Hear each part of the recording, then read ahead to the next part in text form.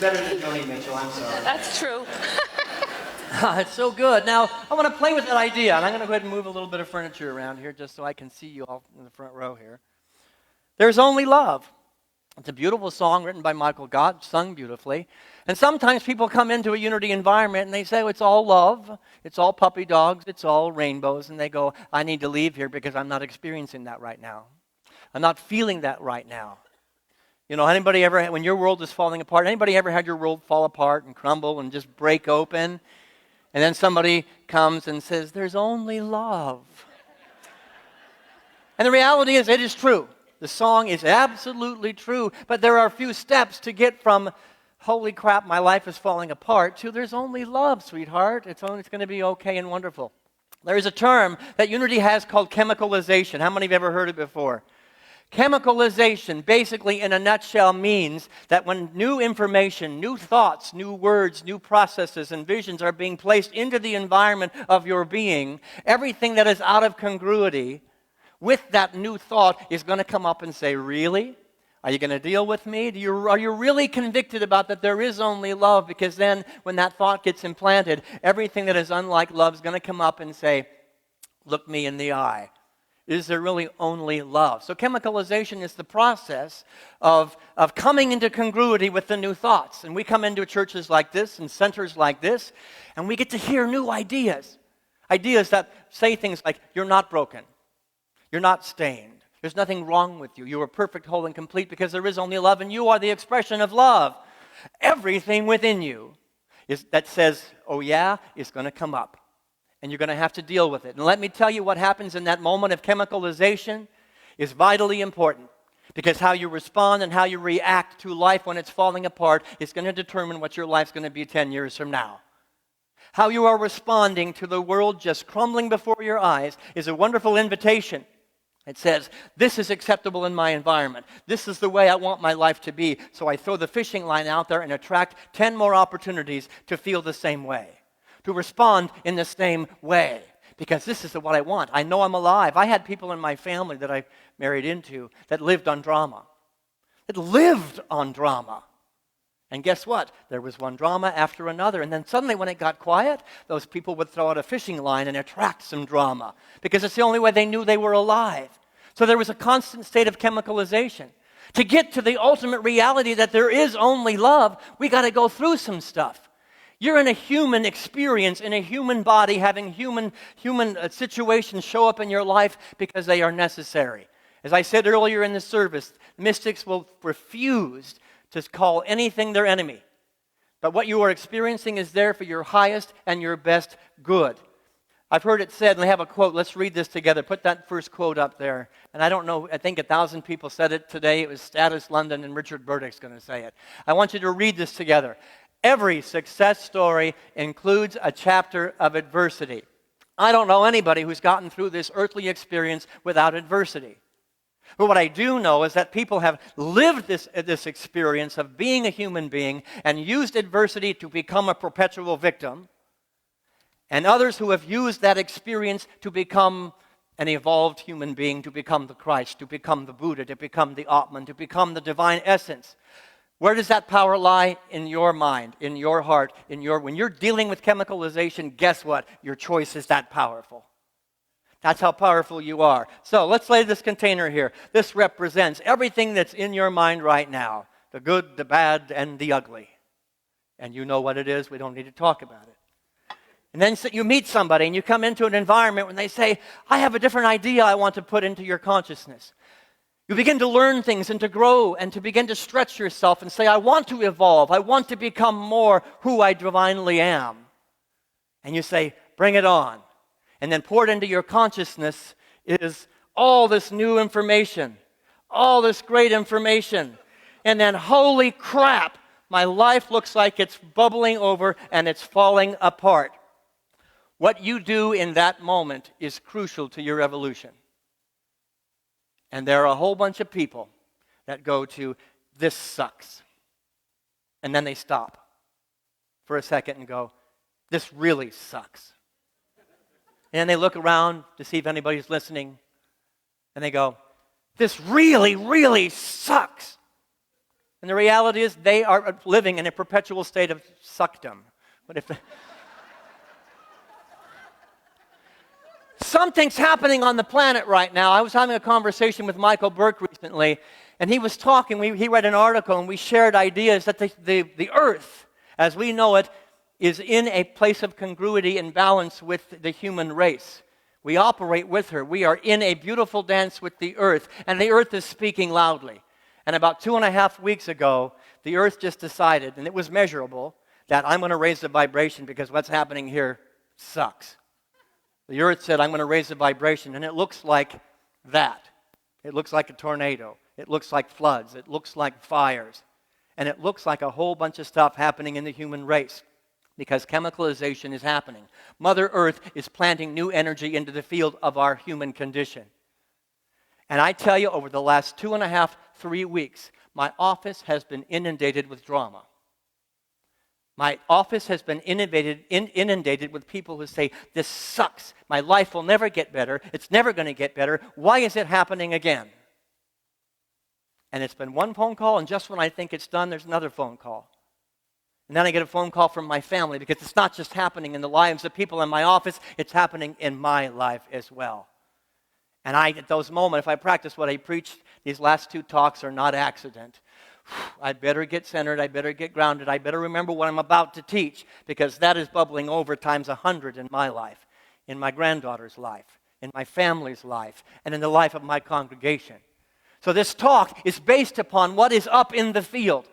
We teach practical application to living. You're not just going to get theory today. I'm going to give you what I have implemented in my life, 6 different steps that are necessary when the world is falling apart, so that you're not back here again next week with the same explosion going, this sucks again. I want to break the patterns. You see, we are called to be pattern interrupters. That is the main reason for being here on this earth, to examine the patterns collectively and individually and go, it stops here. This doesn't happen anymore. And not only are we changing then the pattern for ourselves individually, we are a part of the healing of the human race. As we individually bring the vibration of the human population into congruity with Mother Earth, who is saying, you better pay attention, you better do something different, because if you don't listen, you're not going to be here. Mother Earth's going to take care of herself. So I'm saying we got to do some investigation, we got to do some inventory and start paying attention. Here are my 6 steps. Let's go ahead and put them up there.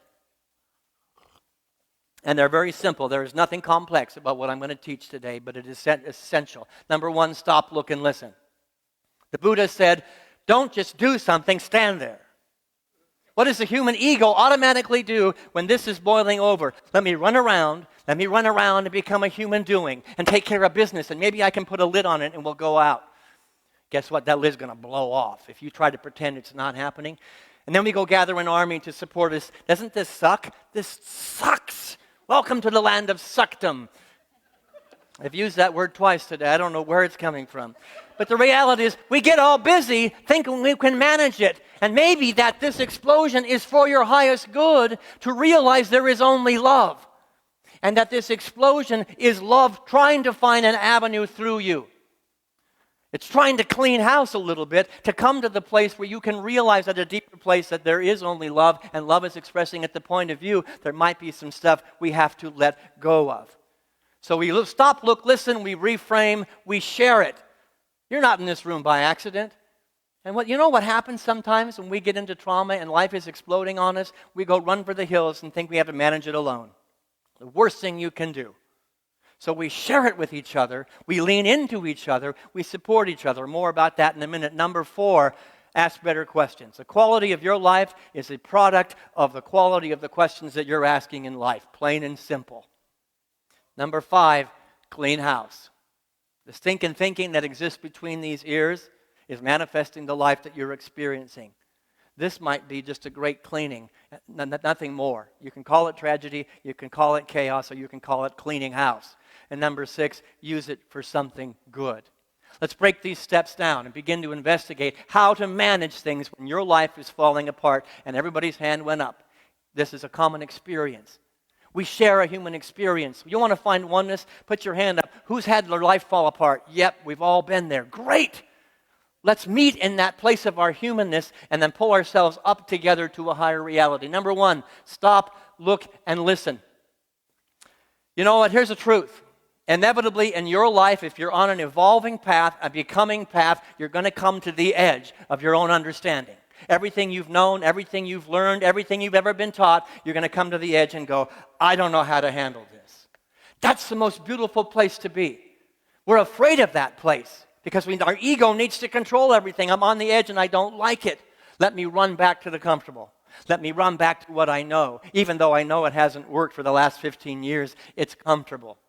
I'm saying stand on the edge, let life explode, and then stop. Look around. How am I responding to what's going on in my life right now? And inevitably, we'll find I'm responding the same way I responded the last 10 times this happened. Oh my God, oh my God, oh my God, oh my God. Stop. Pattern interrupt. Isn't this interesting? This energy is inside of me. Let me manage the energy as opposed to letting the energy manage me.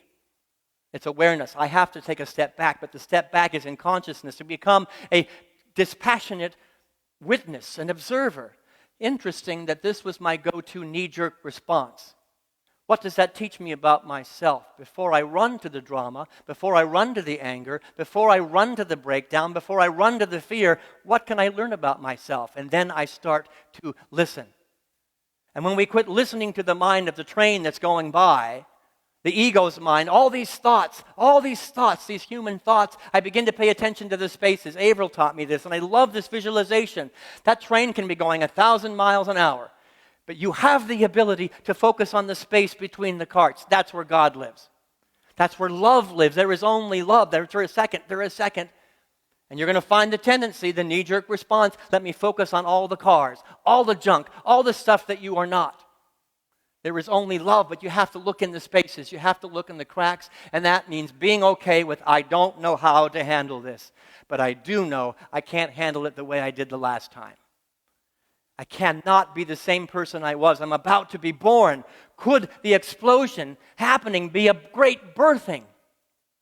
I'm saying yes, without reservation, that explosion is the opportunity and the moment that you're going to look back at some point in your life and go, thank God that happened, because I'm not the same person I was when that happened. And that was necessary to kick me in the butt. That was necessary to wake me up to who I truly am, that I will no longer, absolutely no longer, be defined by what I have believed about myself to this moment. The Christ is being born. The Buddha is being born. Parker Palmer wrote this quote. I'm going to invite you to read it with me. Go ahead and put the quote up there together. Before I can tell my life what I want to do with it, I need to listen to my life to tell me who I am. I'm not listening. I'm not going to learn anything about myself. Interesting. And then look at my reaction. Life's going to tell me who I am or who I'm pretending to be.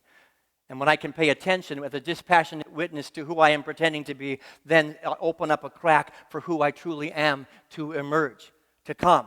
That means looking with different eyes than you have for the last 15 years. Listening with different ears, a different heart, and a different spirit. If you always do what you've always done, you're always going to get what you've always gotten. If you're in a pattern, it's time to break the pattern and to be the powerful expression of the Christ that says no more. And nobody can do that for you. But we go around looking for the army. Somebody do it for me. I can do it through the support of others. And I'll talk about that in just a minute. But this is what comes to mind.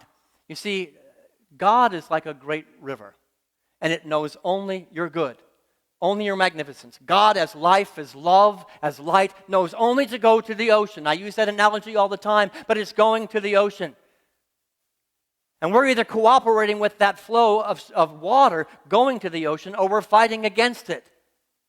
And so here's another quote I want you to read. It's Charles West, and I just love this, because when you find God, you begin to realize that God is like a great wolfhound full of fleas going, I don't need these fleas anymore. Get it off. Let's read this together. We turn to God for help when our foundations are shaking. only to learn that it is God who is shaking them. The spiritual path is a great whitewater rafting trip, and there is turbulence. The water will take you to where it needs to go if you cooperate with the water. Isn't that right, David? Right? We have a river raft. Where is David? If you cooperate with the water and don't fight the water, you get to where you want to go. Relatively safe, maybe a little cold, maybe a little bit of wet. But the reality is it the universe that knows only your good that's saying, pay attention, you're being small. You're living small. Let me take the lid off and break things open a little bit. Now, we don't teach a God that has a 2x4 knocking you upside the head. But life knows only to flow to the ocean, and there's an ocean waiting for you. And when the explosion is happening, define yourself by the smoothness underneath the surface of the turbulence. Define yourself by the smoothness underneath the waves. And that's counterintuitive to the human ego and the way that the human mind has been contextualized from the beginning of time. Oh my God, there's waves. Let's talk about the waves for the next 10 years. Oh my God, there was tragedy. Let's talk about the tragedy for the next 5 years. What if something horrible, by human definition, happened to you and you never spoke about it? Except in the internal voice in the sanctuary of your heart that said, I'm about to become the Christ. I just went through a crucifixion and I am going to be more of myself on the other side of this because I will not be defined by what's happening to me because it is not me. I'm something greater and a great awakening begins to happen. Step number 2, reframe it. Reframe it. You catch yourself, you've paused for a second, and you realize that there's a habit here. Something happened in your life, and you go, this is terrible. This is the worst thing that could ever happen to me. This is just the end of my life as I have known it. And let me tell you, that's just part of what I heard in my office. I'll never be the same again. I hope to God you're never the same again. Some of the situations that people brought into my office over the next 3 weeks, I like to say to them, what the hell took you so damn long to quit living in that hole and to get out? The reality is you reframe it. So you take the picture, this is a snapshot of how I've contextualized my life for a long time and go, no more. Bam, new picture. This is who I'm going to be now. How many remember that commercial where they used to take pictures and then a picture within a picture and a picture within a picture? It was a constant set of reframing. On your evolutionary path, you're called to be a constant reframer, to put a new structure on your life, to change the snapshot, the picture, and that seems relatively simple. But how powerful are you that your mind and your feeling nature, absolutely in combination, can change your life and set a new direction that 5 years from now you'll be in a completely different place. And that the pain you've been suffering right now will no longer be a part of your experience time and time and time again. Make a different decision and absolutely reframe your life. I grew up on a walnut ranch. I grew up with a lot of walnuts, and I learned pretty quickly, and I love the taste of nuts. You got to crack the shell if you're going to get to the walnut. And there's a whole bunch of people so concerned that my shell is cracking open, that they're so concerned that the shell is breaking, that they're missing the meat on the inside, the nutrition on the inside. Last week we talked all about breaking open, not breaking down. You've got to crack the shell to get to the presence of God expressing at the point of you. Yes? And when you reframe, I absolutely, without reservation, will make you the promise. When you can reframe and be convicted and committed to the reframing, tragedy will become triumph. And that's just not a pretty theory I learned in seminary. That's practical application in my life. Now, my life has pretty much been pretty blessed, hangnail compared to other people's lives. And some of the stories have been painful that I've heard this week. One of the stories in my family was extremely painful this week. So I'm not going to compare myself with the tragedies and darkness that you've all experienced. But what I do know is that tragedy can bring triumph by right of your consciousness. That devastation can become deliverance. Trouble becomes transformation. Resistance becomes resolve. Boy, there's the one. When I quit fighting against something, I resolved to be more of myself. And I stand here today as testimony that I'm more of myself because I quit fighting what was ever up in my life. Judgment can become joy. Wounds can become wisdom. Adversity becomes adventure. Number 3, share it. Number 3, we've reframed it. We stopped, we looked, we listened, and then we reframed it. Now we've created a new container, a larger container. And there's still going to be storms. But what do you do when those storms hit? You share them. You share them. What is the first thing that happens when there's a tornado? What do they tell us to do? Come on, all you Georgians, all the people that came from Texas. Get to a lower level, get protection, usually crawl into a closet, and do it with everybody in the house. You get close to each other. There's a tornado. Let's get close. Now, I grew up in California. Same exact thing. Gather your loved ones around you because there's an earthquake happening. First thing you did was get everybody under the table together. Everybody in the closet together. I don't think that's an accident. Yet what do we do when it's an emotional tornado or an emotional earthquake or a spiritual one? Oh my God, I'm losing my faith. We go run for the hills. Isolate myself because I'm embarrassed that I might be a little bit needing help. You know, I know nobody here is going to identify this, but when you're drunk at a party, and there was a few of you at a party last night, I know who you are. What do? You find yourself drunk. You take the keys and you say, take me home. Hopefully, if you're conscious. If you're unconscious, you go, I got it on my own. And that doesn't end well. And you've got friends around you, support network around you, they say, give me the keys.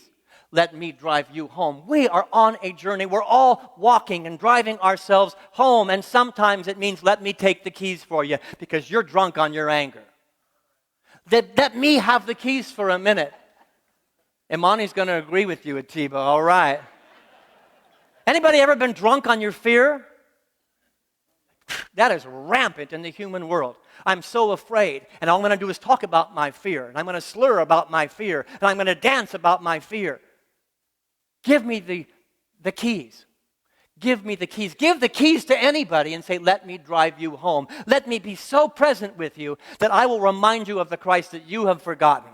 I will be the one that will remind you that you're not the chemicalization.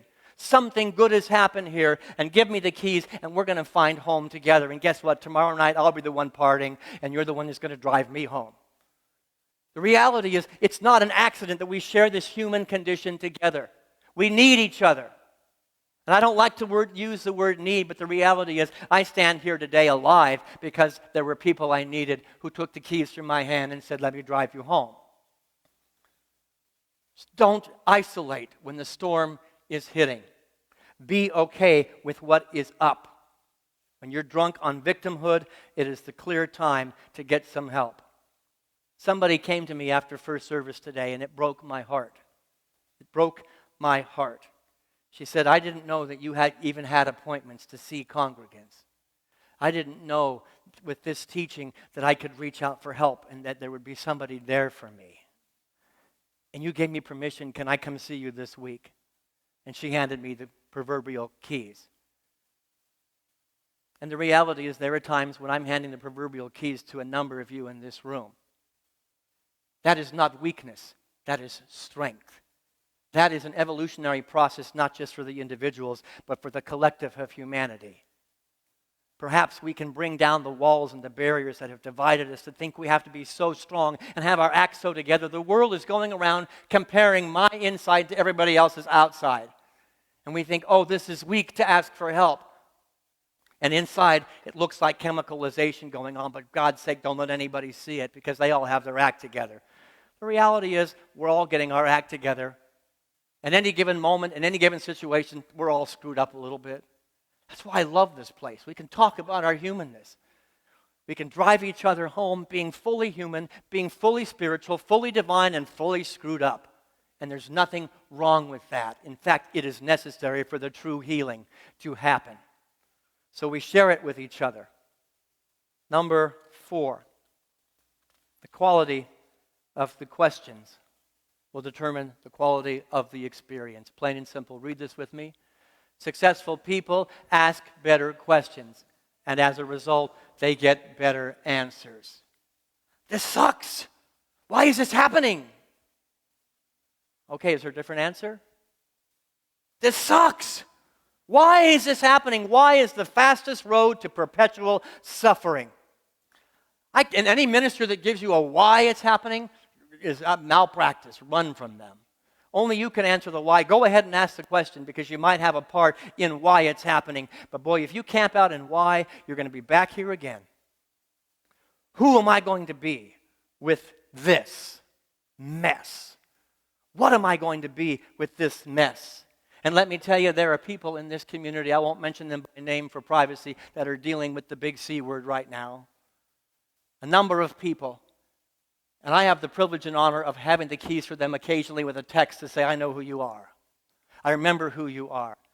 And to a person, they are unwilling to give the power to hear, asking, why me? Yeah, they're asking it, but they don't camp out there.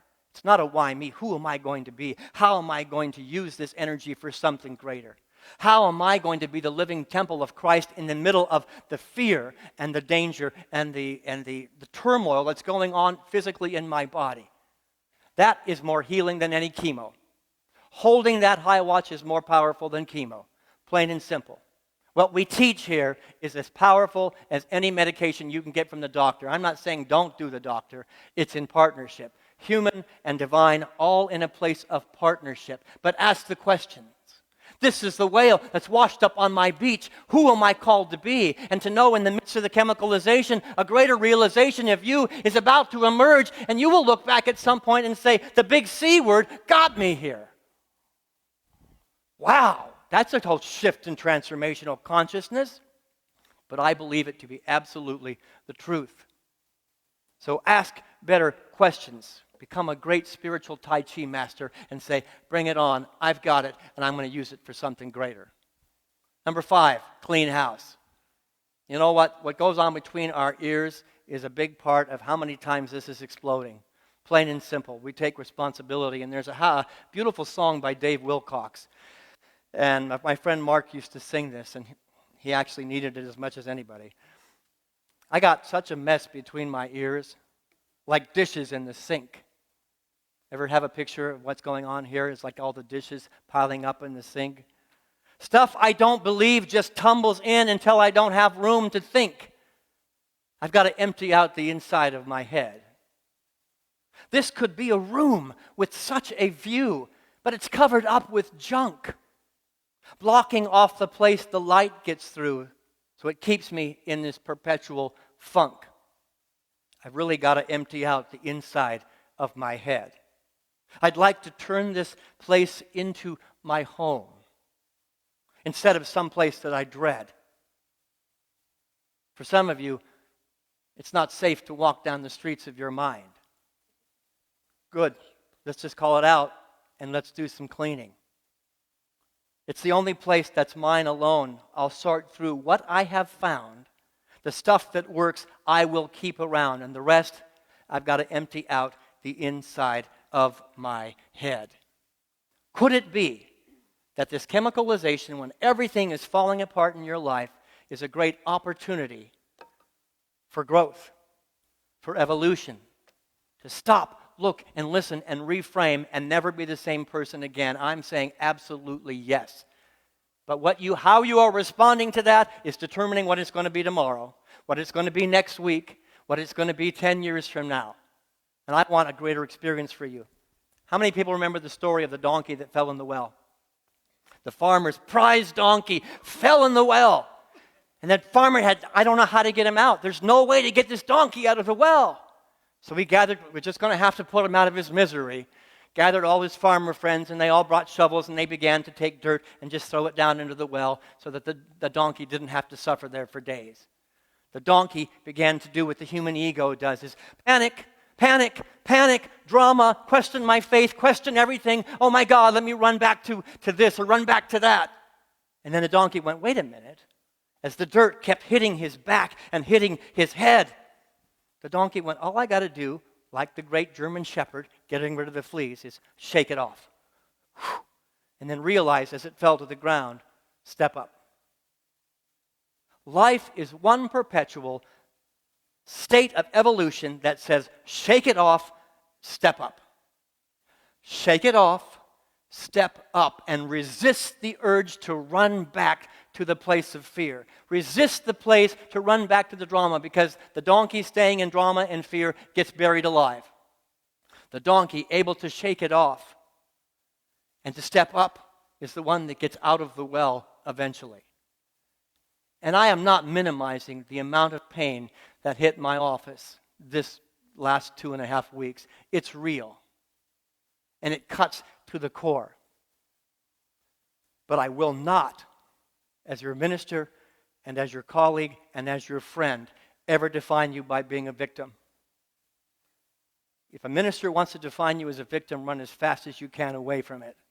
It's not God doing it. It's not a devil doing it. It's opportunity to get into the river and find the ocean. Call it good. Call it good. You know, Woody Hayes. How many know the name Woody Hayes? All the football mindsets. This is what Woody Hayes has to say about his donkeyness. Let's read it together. There's nothing that cleanses your soul like getting the hell kicked out of you.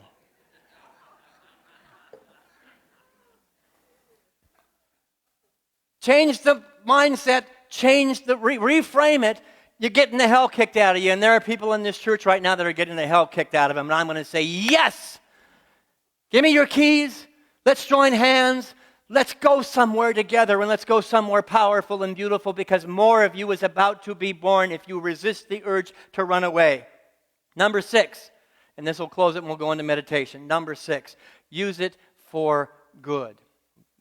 Got that? Next slide.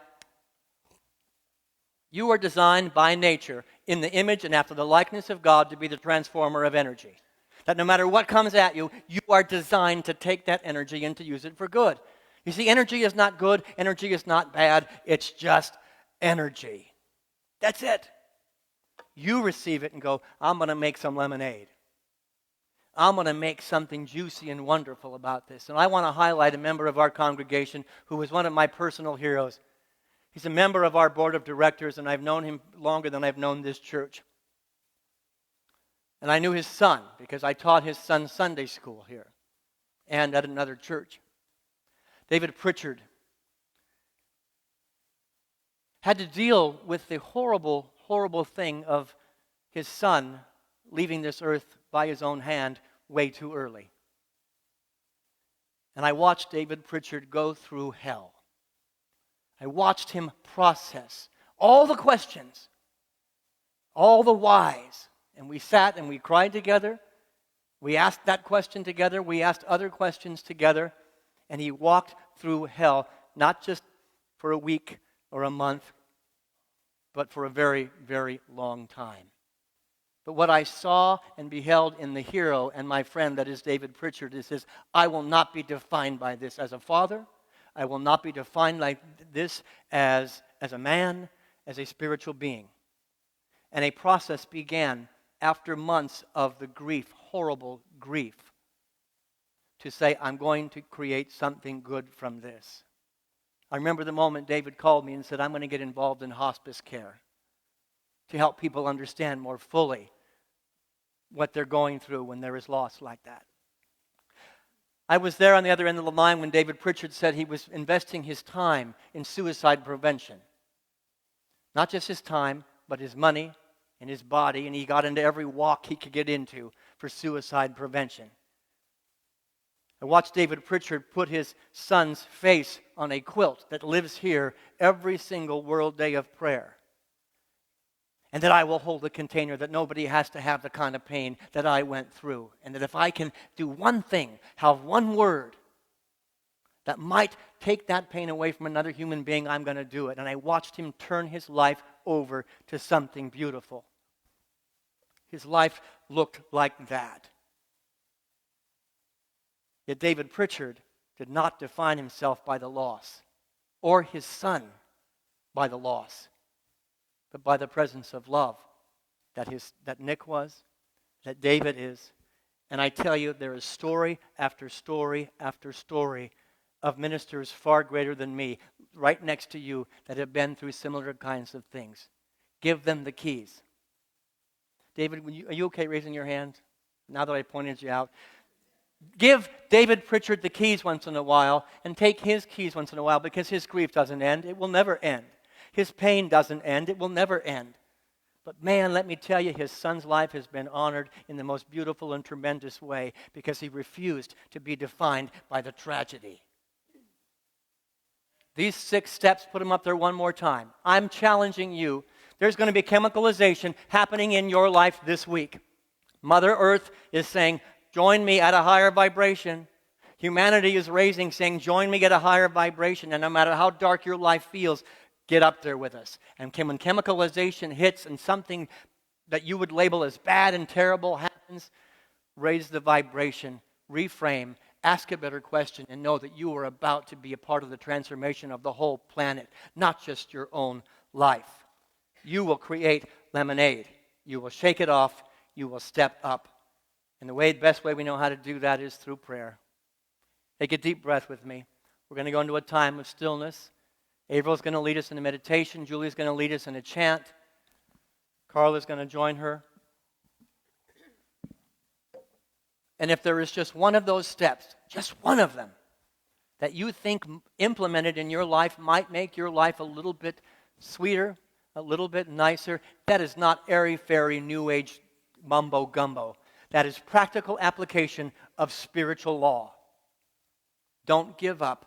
And if you can't see it, then call me and make an appointment, and I'll hold the keys for you. Take a deep breath, and let's go into this time.